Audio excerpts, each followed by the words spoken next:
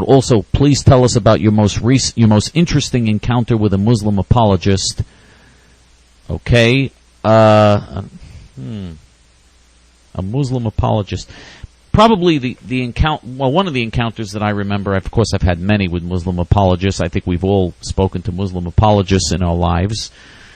One of them was with Abe Foxman, Yamach Shmo v'Zichro, who is the leader of the Anti-Defamation League, the ADL, one of the most evil organizations of self-hating Jewish traitors.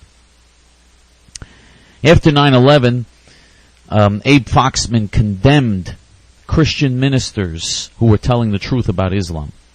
Jerry Falwell, Pat Robertson, Franklin Graham were telling the truth about Islam, and Abe Foxman condemned them and called them racists and bigots and started condemning them. And unfortunately, they gave in. They backtracked and started backing off and basically not telling the truth anymore and became politically correct thanks to Abe Foxman.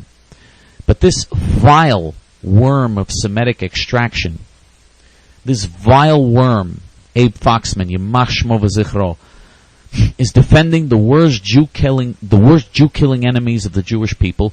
As a so-called Jewish leader from a so-called Jewish organization, that's what he sees as his function, to defend Jew-killing Muslims and their religion. When Christian Gentiles tell the truth about Islam, Abe Foxman and the Anti-Defamation League have to condemn them and demand that they lie and only be politically correct.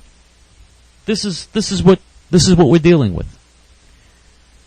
So I met with Abe. I happened to see Abe Foxman at one of these functions. I happened to see him, and he didn't know who I was.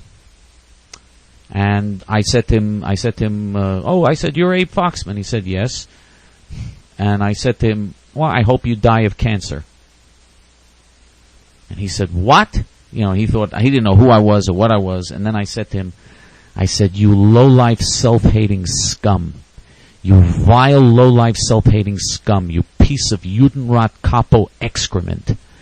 You have Christian ministers now, Christian Goyim, telling the truth about Islam, like Franklin Graham and Pat Robertson and Jerry Falwell, and you condemn them and call them bigots and demand that they not tell the truth about Islam.